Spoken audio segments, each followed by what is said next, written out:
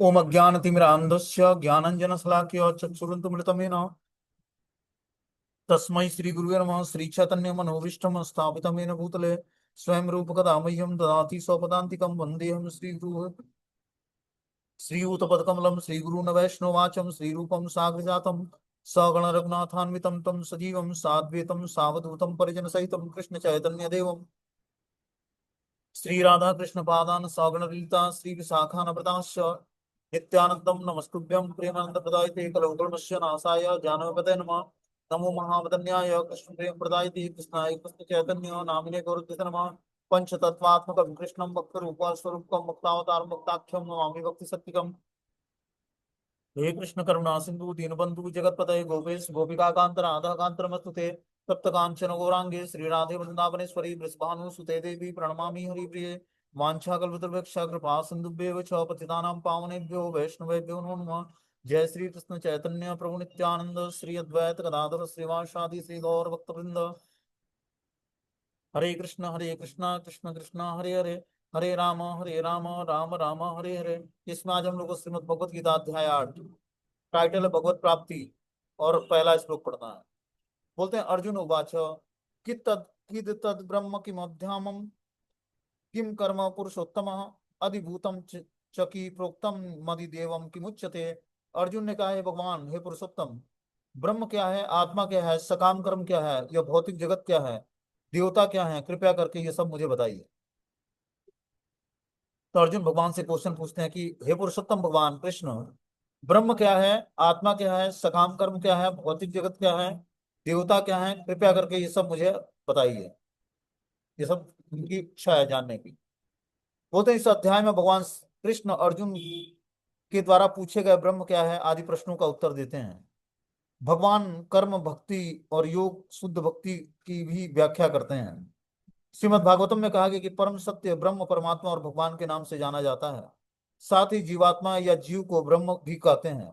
अर्जुन आत्मा के विषय में पूछता है जिससे शरीर आत्मा और मन का बोध होता है। वैदिक कोश के अनुसार आत्मा का अर्थ मन आत्मा शरीर तथा इंद्रियां भी होती हैं।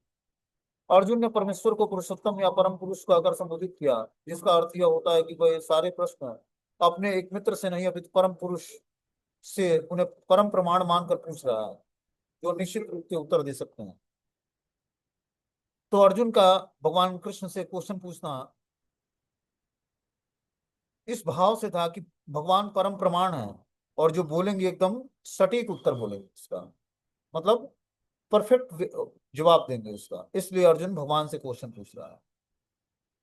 बोलते अधयज्ञम कथम को अत्रम देहे अस्मिन मधुसूदनम प्रयाण काले च कथम गेयो असि नित्य आत्म भी।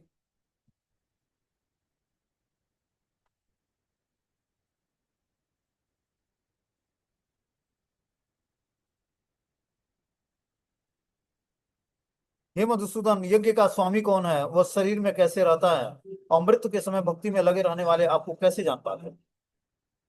ये अगला क्वेश्चन। क्या क्वेश्चन है अर्जुन का कि यज्ञ का स्वामी कौन होता है, जो हम यज्ञ करते हैं उसके वास्तविक स्वामी कौन है और वह शरीर में कैसे रहते हैं। मृत्यु के समय भक्ति में लगे रहने वाले आपको कैसे जान पाते हैं। जो मृत्यु के समय जो भक्ति में लगा हुआ व्यक्ति है वो भगवान को कैसे जान पाता है। बोलते हैं यद अधियज्ञ का तात्पर्य इंद्र या विष्णु हो सकते हैं। विष्णु समस्त देवताओं में जिसमें ब्रह्मा तथा शिव भी सम्मिलित हैं प्रधान देवता हैं और इंद्र प्रशासक देवताओं में प्रधान है। इंद्र तथा विष्णु दोनों ही की पूजा यज्ञ के द्वारा की जाती है। किंतु अर्जुन प्रश्न करता है कि वस्तुतः यज्ञ का स्वामी कौन है और भगवान किस तरह जीव के शरीर के भीतर निवास करते हैं। अर्जुन ने भगवान को मधुसूदन का अगर संबोधित किया क्योंकि कृष्ण ने एक बार मधु नामक असुर का वध किया था। वस्तुतः ये सारे प्रश्न जो शंकाओं के रूप में हैं अर्जुन के मन में नहीं उठने चाहिए थे क्योंकि अर्जुन एक कृष्ण भावनाभावित भक्त था। अतः ये सारी शंकाएं असुरों के सदृश हैं। चूंकि कृष्ण असुरों के मारने में सिद्धहस्त थे अतः अर्जुन उन्हें मधुसूदन का आकर संबोधित करता है जिससे कृष्ण उनके मन में उठने वाले सारे आसुरी शंकाओं को नष्ट कर। तो अर्जुन ने भगवान को यहाँ पर मधुसूदन शब्द बोला। मधुसूदन मतलब जिन्होंने मधु नामक असुर का वध किया, इसलिए उनको मधुसूदन बोलते हैं। तो बता रहे हैं ये सारी शंकाएं अर्जुन के मन में उठनी नहीं चाहिए थी क्योंकि अर्जुन भगवान का भक्त था। कृष्ण भावनाभावित भक्त था। ये सारी शंकाएं असुरों के सदृश थी। क्योंकि कृष्ण असुरों के मारने में सिद्धहस्त हैं, अतः अर्जुन ने उन्हें मधुसूदन कहकर संबोधित किया, जिससे कृष्ण उनके मन में उठने वाली समस्त आसुरी शंकाओं को नष्ट कर दें। अब इस क्वेश्चंस के जवाब में भगवान क्या बोलते हैं? तो श्री भगवान उवाच अक्षरम ब्रह्म परमं स्वभावो अध्यात्म मुच्यते भूत भावो करो भूत भावो भवत करो विसर्गम कर्म संगितम। भगवान ने कहा कि अविनाशी तथा दिव्य जीव ब्रह्म कहलाता है। पहला क्वेश्चन क्या था अर्जुन का? कि ब्रह्म क्या है? तो बता रहे कि जो अविनाशी है, जिसका कभी विनाश नहीं होता है, और जो दिव्य है, वो जीव ब्रह्म कहलाता है। मतलब आत्मा को वो ब्रह्म बता रहे हैं। उसका नित्य स्वभाव अध्यात्म या आत्म कहलाता है। उसका नित्य स्वभाव क्या है? उसका नित्य स्वभाव है भगवान की सेवा करना। अध्यात्म है उसका नित्य स्वभाव। जीवों के भौतिक शरीर से संबंधित गतिविधियां कर्म या सकाम कर्म कहलाती हैं। दूसरा क्वेश्चन उन्होंने पूछा कि कर्म क्या है या सकाम कर्म क्या है। तो जीवों के भौतिक शरीर से संबंधित जो गतिविधि है वो कर्म कहलाता है। जीवों के भौतिक शरीर में जो गतिविधि क्या होती है? वो खाता है, सोता है, सांस लेता है, टहलता है, काम करता है। ये सारी गतिविधियां सकाम कर्म कहलाती हैं, क्योंकि भौतिक शरीर से संबंधित है। जो भी कार्य हम भौतिक शरीर को मेंटेन करने के लिए करते हैं, वो सारी गतिविधियां हमारी कर्म या सकाम कर्म कहलाती हैं। बोलते हैं ब्रह्म अविनाशी तथा नित्य है, उसका विधान कभी भी नहीं बदलता है। किंतु ब्रह्म से भी परे परम ब्रह्म होता है। ब्रह्म का अर्थ है जीव तथा परम ब्रह्म का अर्थ है भगवान। जीव का स्वरूप भौतिक जगत में उसकी स्थिति से भिन्न होता है। भौतिक चेतना में उसका स्वभाव पदार्थ पर प्रवृत्त ज्यादा होता है, किंतु आध्यात्मिक चेतना या कृष्ण भावनामृत में उसकी स्थिति परमेश्वर की सेवा करती है। तो देखो, जीवात्मा के अंदर दो प्रकार की चेतना पाई जाती है। एक होता है भौतिक चेतना, और दूसरा है आध्यात्मिक चेतना। भौतिक चेतना में उसका स्वभाव पदार्थ पर प्रभुत्व जताना होता है। जब जब तक उसकी चेतना भौतिक होती है, तब तक वो प्रभुत्व जताना मतलब कंट्रोलर की भावना रखता है, कि सबको कंट्रोल करना चाहता है। लेकिन जब उसकी आध्यात्मिक चेतना जागृत होती है, तो वो अपने को परमेश्वर का नित्य सेवक समझता है और भगवान की सेवा करता है। उस जब जीव भौतिक चेतना में होता है, तो उसे इस संसार में विभिन्न प्रकार के शरीर धारण करने पड़ते हैं। यह भौतिक चेतना के कारण कर्म तथा विविध सृष्टि कहलाता है। वैदिक साहित्य में जीव को जीवात्मा तथा ब्रह्म कहा गया है, किंतु उसे कभी परम ब्रह्म नहीं कहा जाता। तो बता रहे हैं कि जो वैदिक साहित्य है उसमें जीव को जीवात्मा कहा गया है या ब्रह्म कहा गया है, किंतु उसे कभी भी परम ब्रह्म नहीं कहा जाता, क्योंकि परम ब्रह्म तो स्वयं भगवान है। जीवात्मा विभिन्न स्थिति ग्रहण करता है। कभी वह अंधकारपूर्ण भौतिक प्रकृति से मिल जाता है और पदार्थ को अपना स्वरूप मान लेता है, और कभी वो परा आध्यात्मिक प्रकृति के साथ मिल जाता है, इसलिए वो परमेश्वर की तटस्थ शक्ति कहलाता है। भगवान की तीन शक्तियां हैं, एक अंतरंग शक्ति, एक बहिरंग शक्ति, और तीसरी है तटस्थ शक्ति। तो तटस्थ शक्ति में जीवात्मा आता है, जो बीच में होता है। अब उसको फ्री विल भगवान ने दिया कि वो अंतरंग शक्ति का आश्रय लेगा या बहिरंग शक्ति का आश्रय लेगा। बहिरंग शक्ति मतलब माया शक्ति, और अंतरंग शक्ति मतलब भगवान की इंटरनल पोटेंसी, श्रीमती राधा रानी।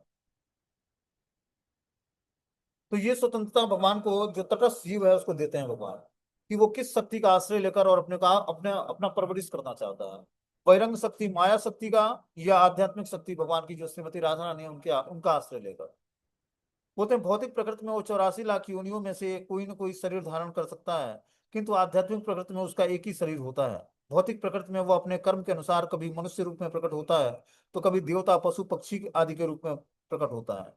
स्वर्ग लोक की प्राप्ति तथा वहां का सुख भोगने की इच्छा से वह कभी कभी यज्ञ संपन्न करता है, किंतु जब उसका पुण्य क्षीण हो जाता है, तो वह पुनः मनुष्य रूप में पृथ्वी पर वापस आ जाता है। यह प्रक्रिया कर्म कहलाती है। ये कर्म का डिफिनेशन भगवान सुनाते हैं, बताते हैं कि व्यक्ति जो है अपने कर्म के अनुसार कभी मनुष्य रूप में प्रकट होता है, कभी देवता, पशु, पक्षी आदि के रूप में प्रकट होता है। स्वर्ग लोक की प्राप्ति तथा वहां का सुख भोगने की इच्छा से कभी कभी वो यज्ञ संपन्न करता है, किंतु जब उसका पुण्य क्षीण हो जाता है, तो पुनः वह मनुष्य रूप में पृथ्वी पर वापस आ जाता है। तो यज्ञ संपन्न करके व्यक्ति स्वर्ग लोक तक जा सकता है, लेकिन जैसे उस यज्ञ के पुण्य समाप्त होंगे, तो फिर से जो है मृत्यु लोक में आ जाएगा, पृथ्वी पर आ जाएगा। और यही प्रक्रिया कर्म कहलाती है। कर्मों के अनुसार उसको कभी स्वर्ग की प्राप्ति होती है और कभी नरक की प्राप्ति होती है। इसीलिए हमें कृष्ण भावना भावित कर्म करना है। जब तक हम सकाम कर्म करेंगे, तब तक जो है सकाम कर्म मतलब, जैसे मान लो कि कोई जो है लंगर लगवा देता है, प्याऊ खुदवा देता है, स्कूल स्कूल बनवा देता है, हॉस्पिटल बनवा देता है, ये सब सकाम कर्म कहलाता है। उसका उद्देश्य भगवत सेवा या भगवान के भक्तों की सेवा नहीं है। उसका उद्देश्य कि लोगों को जो भौतिक संसार में दुखी है उनकी सेवा करने का। तो ऐसी सेवाओं से क्या होता है, व्यक्ति जो है सुख और दुख का अनुभव करता है। बता रहे कि यज्ञ की वेदी में 5 अग्नियों को 5 प्रकार की आहुतियां दी जाती हैं। ये 5 अग्नियां स्वर्ग लोक बादल पृथ्वी मनुष्य और स्त्री रूप में मानी जाती हैं, जो श्रद्धा सोम वर्षा अन्न तथा वीर्य, ये 5 प्रकार की आहुतियां कहलाती हैं। यज्ञ प्रक्रिया में जीव अभिष्ट स्वर्ग लोकों की प्राप्ति के लिए विशेष यज्ञ करता है और उन्हें प्राप्त करता है। जब यज्ञ का पुण्य क्षीण हो जाता है तो जीव पृथ्वी पर वर्षा के द्वारा उतरता है और अन्न का रूप धारण करता है। जब व्यक्ति यज्ञ संपन्न करता है तो सकाम कर्मों को अगर जो इच्छा लेकर यज्ञ संपन्न करता है तो स्वर्ग लोक जाता है। और जब उसके पुण्य क्षीण हो जाते हैं तो फिर से वो जो है स्त्री के गर्भ में जाकर फिर से मनुष्य का रूप धारण करता है। ये कैसे होता है?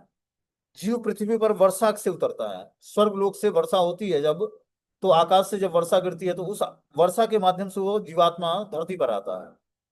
और धरती पर आकर वो अन्न में समा जाता है, अन्न का रूप ग्रहण करता है। इस अन्न को मनुष्य खाता है जिससे उसका वीर्य रूप में परिणत होता है और वो स्त्री के गर्भ में जाकर फिर वो मनुष्य का रूप धारण करता है। इस तरह से जीवात्मा स्वर्ग से नीचे आता है, बारिश के माध्यम से धरती पर आता है, धरती पर जो है किसी अन्न में समा जाता है। उस अन्न को जब पुरुष खाता है तो उसके उससे वो वीर्य में परिणत होता है और स्त्री के गर्भ में जाकर फिर से मनुष्य का रूप धारण करता है। इस प्रकार जीव शाश्वत रीति से आता और जाता रहता है। किंतु कृष्ण भावनाभावित पुरुष ऐसे यज्ञों से दूर रहता है। लेकिन जो कृष्ण भावनाभावित पुरुष है वो ऐसे यज्ञों से दूर रहता है, अपने को दूर रखता है। और बता रहे हैं कि वह सीधे श्री कृष्ण भावनामृत ग्रहण करता है और इस प्रकार ईश्वर के साथ पास वापस जाने के लिए तैयारी करता है। तो जो कृष्ण भावनाभावित व्यक्ति होता है वो स्वर्ग लोक नहीं जाना चाहता है या स्वर्ग जाकर जाने की तैयारी नहीं करता है, वो भगवान के धाम जाने की तैयारी करता है। बता रहे हैं कि वह सीधे कृष्ण भावनाभावित मार्ग को ग्रहण करता है और इस प्रकार ईश्वर के साथ ईश्वर के धाम वापस जाकर जाने की तैयारी करता है। भगवत गीता में निर्विशेषवादी भाष्यकार बिना कारण की कल्पना करते हैं कि इस जगत में ब्रह्म जीव का रूप धारण करता है और इसे समर्थ में वे गीता के 15वें अध्याय के 7वें श्लोक को उद्धृत करते हैं। तो अलग अलग जो है जो भाष्यकार होते हैं, जो निर्विशेषवादी भाष्यकार होते हैं, वो अपनी कल्पना के अनुसार इस जगत में ब्रह्म जीव का रूप धारण करते हैं और इसके समर्थ के लिए वो गीता के 15वें अध्याय का उदाहरण देते हैं। अगले श्लोक में बता रहे कि अधिभूतम क्षरो भाव पुरुषा चादि देवतम अधियज्ञो अहमेवात्रम देहे देह भृतावान। आते हैं।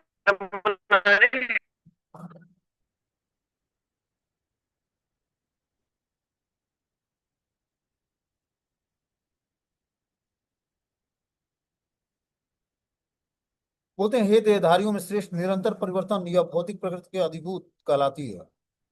भगवान का विराट रूप जिसमें सूर्य तथा चंद्र जैसे समस्त देवता सम्मिलित हैं अधिदेव कहलाते हैं। और प्रत्येक देहधारी के हृदय में परमात्मा स्वरूप स्थित मैं परमेश्वर अधियज्ञ कहलाता हूँ। भगवान यहाँ पर क्या बता रहे हैं कि हे देहधारियों में श्रेष्ठ अर्जुन, निरंतर परिवर्तनशील और भौतिक प्रकृति अधिभूत मतलब भौतिक अभिव्यक्ति कहलाती है। इसमें निरंतर ये परिवर्तनशील होती है, इसमें निरंतर परिवर्तन होता है भौतिक प्रकृति में।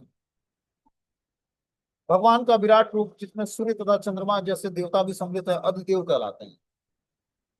तथा प्रत्येक देहधारी के हृदय में परमात्मा स्वरूप स्थित मैं परमेश्वर अधियज्ञ कहलाता हूँ। तो यहाँ पर भगवान अधिभूत मतलब भौतिक अभिव्यक्ति, अधिदेव जिसमें देवता सम्मिलित हैं चंद्र और सूर्य, और अधियज्ञ जिसमें परमेश्वर सम्मिलित हैं, इसके बारे में भगवान बता रहे हैं इसी श्लोक में। बता रहे हैं ये भौतिक प्रकृति निरंतर परिवर्तनशील होती रहती है। सामान्यतः भौतिक शरीर को 6 अवस्थाओं से निकलना होता है। जो भौतिक शरीर हम लोग धारण करते हैं उसमें 6 प्रकार के परिवर्तन होते हैं जन्म से लेकर मृत्यु तक में। क्या 6 परिवर्तन होते हैं? वो उत्पन्न होता है, बढ़ता है, कुछ कार्यों कुछ काल तक रहता है, कुछ गौण पदार्थ उत्पन्न करता है और फिर क्षीण हो जाता है। इस प्रकार उसमें 6 प्रकार के परिवर्तन होते हैं।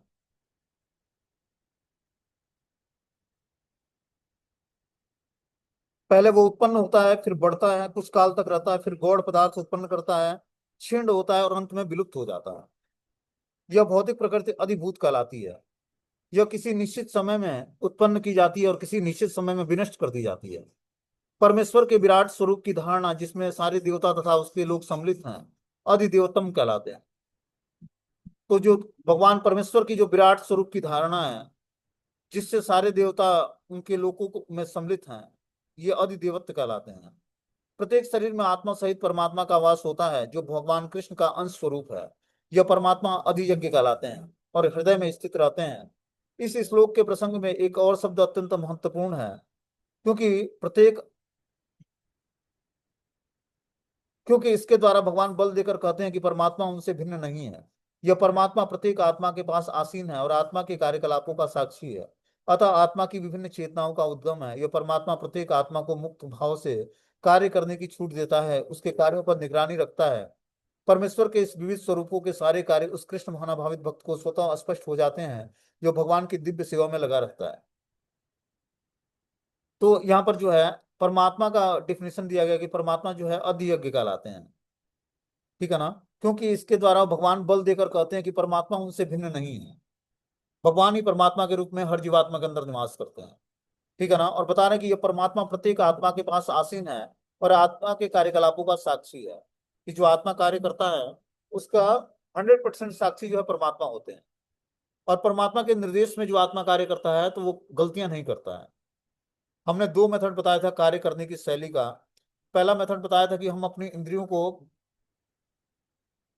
भगवान की दिव्य सेवा में लगाकर मन बुद्धि को पवित्र कर सकते हैं। और मन बुद्धि के पवित्र होने से हमारा जो है आत्मा का वास्तविक प्रकाश क्या होता है, प्रकट होता है। ये तो पहला मेथड बताया था।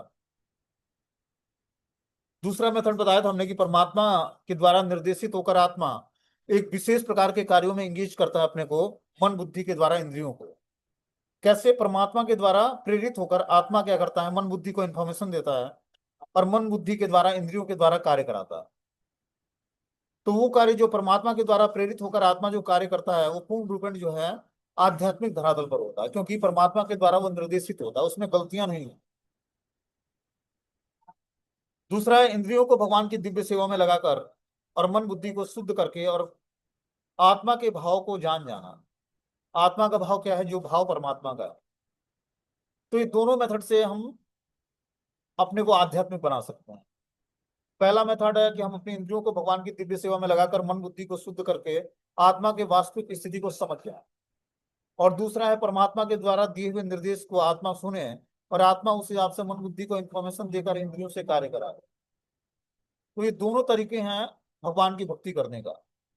लेकिन इसमें से पहले इंद्रियों को जब हम भगवान की दिव्य सेवा में लगाते हैं तो वो एक आसान मेथड है कि इंद्रियों को भगवान की दिव्य सेवा में लगाकर हम धीरे धीरे जो है अपने को पवित्र करके और मन बुद्धि को पवित्र करके और आत्मा के वास्तविक स्वरूप में अपने को स्थिर कर लेते हैं।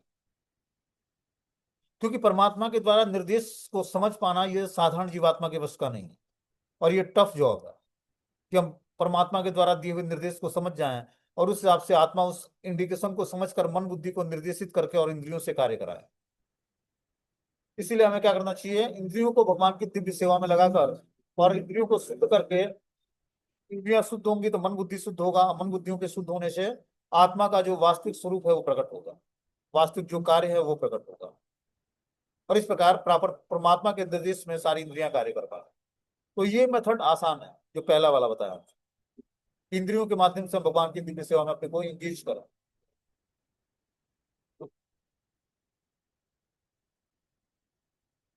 बोलते हैं इस श्लोक में प्रसंग में एक शब्द अत्यंत महत्वपूर्ण है, क्योंकि इसके द्वारा भगवान बल देकर कहते हैं कि परमात्मा उनसे भिन्न नहीं है। यह परमात्मा प्रत्येक आत्मा के पास आसीन है और आत्मा के कार्यकलापों का साक्षी है तथा आत्मा की विभिन्न चेतना का उद्गम है। यह परमात्मा प्रत्येक आत्मा को मुक्त भाव से कार्य करने की छूट देता है और उसके कार्यों पर निगरानी रखता है। तो आत्मा क्या करता है? परमात्मा प्रत्येक आत्मा को मुक्त भाव से कार्य करने की छूट देता है। अब आत्मा के पास पूर्ण स्वतंत्रता है कि वो पूर्ण रूपेण स्वतंत्र होकर कार्य करे। ये परमात्मा के द्वारा निर्देशित आत्मा होती है जो पूर्ण रूपेण स्वतंत्र होती है और वो अपने भाव से कार्य करने की छूट उसको प्रदान करते हैं, उसके कार्यों पर निगरानी रखते हैं। परमेश्वर के इस विविध स्वरूपों के सारे कार्य उस कृष्ण भावनाभावित भक्त को स्वतः स्पष्ट हो जाते हैं, जो भगवान की दिव्य सेवा में लगा रहता है। तो जो भगवान की दिव्य सेवा में लगा है वो भगवान के द्वारा निर्देशित हर कार्यों को जानता है। अधिदेवोत्तम नाम भगवान के विराट स्वरूप का चिंतन उस नवदीक्षित के लिए है जो भगवान के पारायण परमात्मा स्वरूप तक नहीं पहुंच पाता है। तो बता रहे कि अधिदेवोत्तम नामक भगवान के विराट स्वरूप का चिंतन उस नवदीक्षित भक्त के लिए है जो भगवान के परमात्मा स्वरूप तक नहीं पहुंच पाता है। वो अधिदेवोत्तम का पालन करता है। अतः उसे परामर्श दिया जाता है कि उस विराट पुरुष का चिंतन करे जिसके पांव अधोलोक हैं, जिसके नेत्र सूर्य और चंद्रमा हैं और जिसका सिर उच्च लोकों को छूता है। इस प्रकार भगवान के विराट रूप का जब नवदीक्षित भक्त चिंतन करता है तब वो धीरे धीरे जो है भगवान का प्रेजेंस अनुभव कर पाता है। बता रहे हैं कि अधिदेवोत्तम नामक भगवान का विराट स्वरूप का चिंतन उन नवदीक्षितों के लिए जो भगवान के परमात्मा स्वरूप को नहीं परमात्मा स्वरूप तक नहीं पहुंच पाते हैं। वो भगवान के विराट रूप का चिंतन करते हैं और भगवान जिनके पांव अधोलोक मतलब धरती पर और नेत्र जिनके सूर्य और चंद्रमा है और जिसका सिर जो है उच्च लोकों को छूता है, ऐसे विराट स्वरूप का उसको चिंतन करना चाहिए। बोलते हैं आगे अगले श्लोक में, 5वें श्लोक में, कि अंत काले च माम एवं स्मरण मुक्ता कलेवरम य प्रयाति समत भाव यान्ति नात्यत्र संशय। और जीवन के अंत में जो केवल मेरा स्मरण करते हुए शरीर का त्याग करता है और तुरंत मेरे स्वभाव को प्राप्त करता है, इसमें रच मात्र भी संदेह नहीं। तो यहाँ पर बहुत ही सुंदर श्लोक है कि जीवन के अंत में जो केवल मेरा स्मरण करते हुए शरीर का त्याग करता है वह तुरंत भगवान के स्वभाव को प्राप्त करता है, इसमें रच मात्र भी संदेह नहीं है। तो इसी श्लोक को आत्मसात करने करने के लिए हम लोग पूरा जीवन जीते हैं कि अंत काले च माम एवं स्मरण मुक्ता कलेवरम य प्रयाति स मद भाव यान्ति नात्यत्र संशय। कि हे अर्जुन, जो जीवन के अंत में जो केवल मेरा स्मरण करते हुए शरीर का त्याग करेगा वो मेरे स्वभाव को प्राप्त होगा। तो पूरे जीवन भर की क्या तैयारी है? अल्टीमेटली आर्ट ऑफ डाइंग, मतलब जीवन के अंत में मरना कैसे है, इसकी तैयारी हम लोग पूरे जीवन करते हैं। जीवन जीना कैसे है तो भगवत गीता के अनुसार, और जीवन के अंत में मरना कैसे है तो भगवत गीता के अनुसार। तो जीवन के अंत में मृत्यु को प्राप्त कैसे करना है तो भगवान का स्मरण करते हुए मृत्यु को प्राप्त करना है।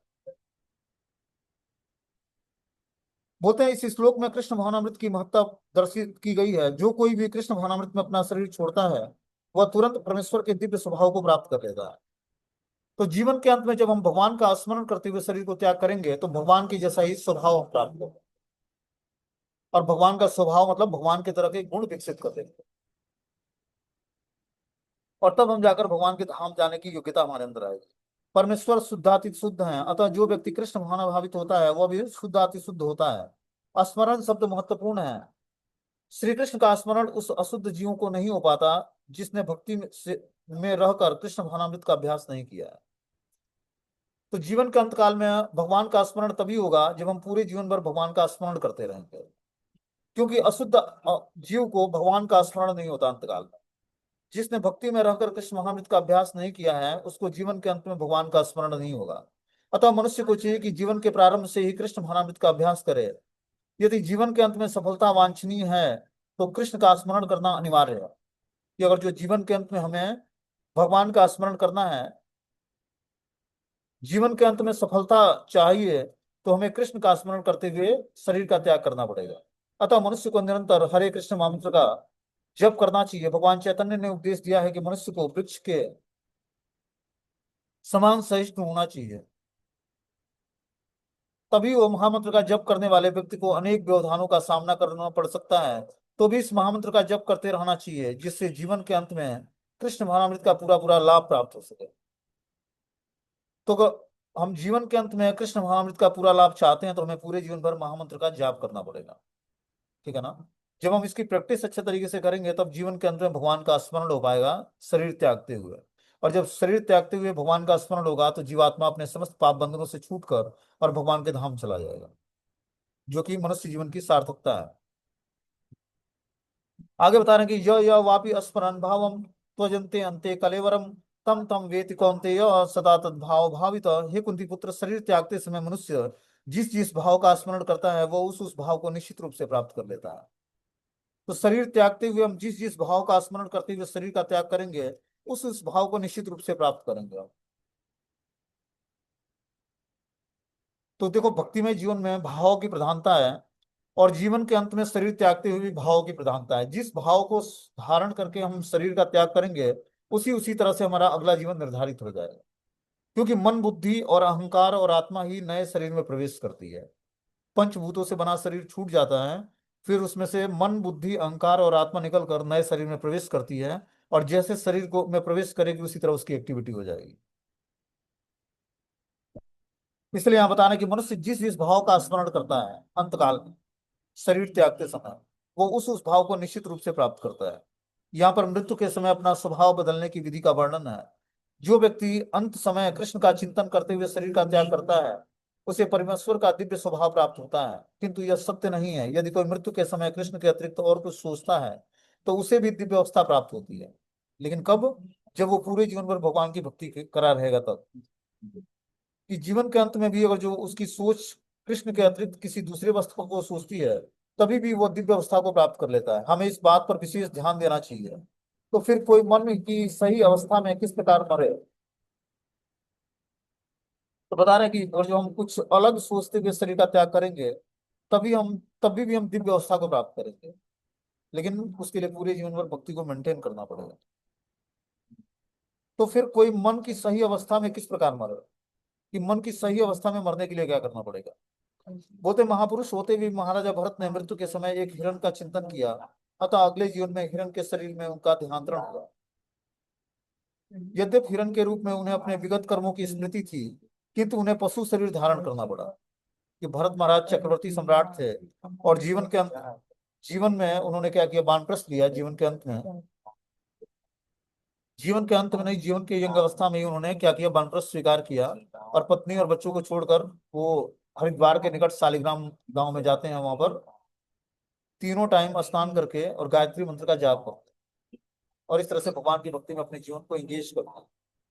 लेकिन क्या देखते हैं कि कुछ ही दिनों बाद एक हिरण आता है उस सरोवर में जहां पर वो स्नान करते थे, उस नदी का जल पीता है, और एक शेर उसको दौड़ाता है खाने के लिए।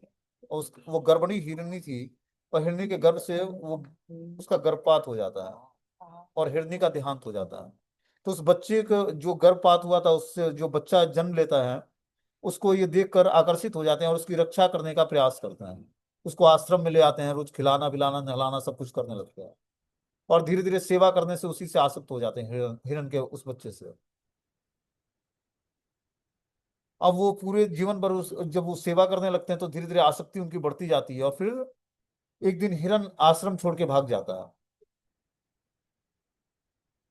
तो आश्रम जब छोड़ के चला जाता है, तो उस हिरण के वियोग में भरत महाराज शरीर त्याग देते हैं। और अंत में जब हिरण का स्मरण करते हुए शरीर का त्याग करते हैं, तो फिर से अगला जीवन जो है हिरण का मिलता है।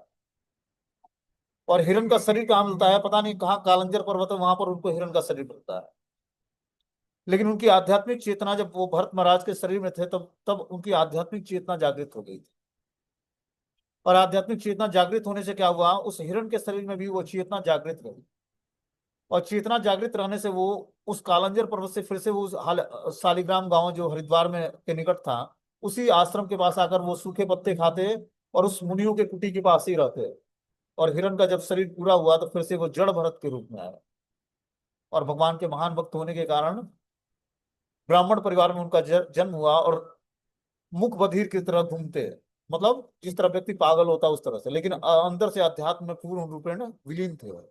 अपनी चेतना को पूर्ण रूपेण कृष्ण भावनामृत के प्लेटफॉर्म पर स्थिर कर रखा था। और इस प्रकार उन्होंने तीसरे जन्म में सार्थकता प्राप्त की। तो वही इंपॉर्टेंट क्या है कि जिस जिस भाव का व्यक्ति स्मरण करते हुए शरीर का त्याग करता है, वह निश्चित रूप से उस भाव को प्राप्त कर लेता है।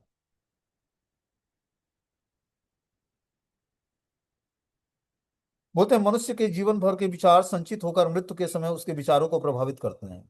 जो जीवन भर हम जो कार्य करेंगे, जो सोचेंगे, वो हमारे जीवन के अंत में हमारे विचारों का सारे विचार इकट्ठे होकर हमारा अगला जीवन निर्धारित करें। इसलिए अपने विचार और व्यवहार को पवित्र करना है।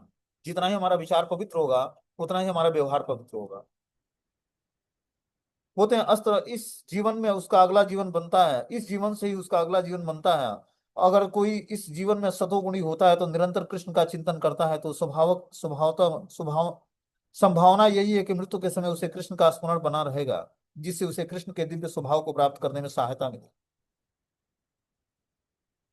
तो अगर जो हम पूरे जीवन भर कृष्ण भवनामृत का प्रैक्टिस करेंगे तो ये संभावना है कि जीवन के अंत में हम कृष्ण का स्मरण कर पाएंगे, और इससे उसे कृष्ण के दिव्य स्वभाव को प्राप्त करने में सहायता मिलेगी। यदि कोई दिव्य रूप से कृष्ण की सेवा में लीन रहता है तो उसका अगला शरीर दिव्य आध्यात्मिक होता है, भौतिक नहीं।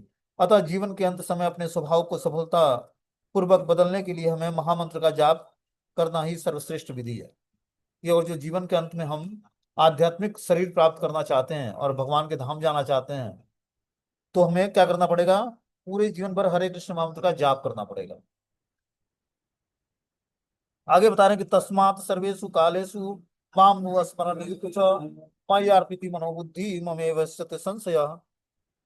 अतएव हे अर्जुन, तुम्हें सदैव कृष्ण रूप में मेरा चिंतन करना चाहिए और साथ ही युद्ध करने के कर्तव्य को भी पूरा करना चाहिए। भगवान बता रहे हैं कि तुम्हें कृष्ण रूप में मेरा चिंतन करते हुए युद्ध करने के कर्तव्य को पूरा करना चाहिए। तो हम लोग भी इस भौतिक संसार में युद्ध कर रहे हैं। किससे युद्ध कर रहे हैं? अपने मन से और बुद्धि से। ठीक है ना?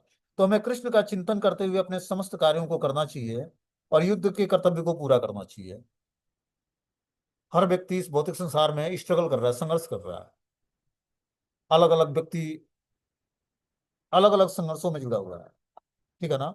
मन बुद्धि के कारण वो अलग क्लेशित होता है और अलग अलग संघर्षों को झेलता है। तो जब वो कृष्ण के रूप में चिंतन करते हुए भगवान का और अपने सारे कर्तव्यों का पालन करता है, तो अपने कर्मों को मुझे समर्पित करके और अपने मन और बुद्धि को मुझ में स्थिर करके निश्चित रूप से भगवान को प्राप्त कर लेता है। तो हमें क्या करना पड़ेगा? अपने कर्मों को भगवान को समर्पित करके, अपने मन और बुद्धि को भगवान में स्थिर करके, तभी हम भगवान को निश्चित रूप से प्राप्त कर पाए। अर्जुन को दिया गया उपदेश भौतिक कार्यों में व्यस्त रहने वाले समस्त व्यक्तियों के लिए बड़ा महत्वपूर्ण है। कि जो व्यक्ति भौतिक कार्यों में व्यस्त है, उसको भगवान ने जो अर्जुन को ये उपदेश दिया इस श्लोक के माध्यम से, वो भौतिक कार्यों में व्यस्त रहने वाले व्यक्ति के लिए बहुत ही महत्वपूर्ण। भगवान यह नहीं कहते हैं कि कोई अपने कर्तव्य को त्याग दे।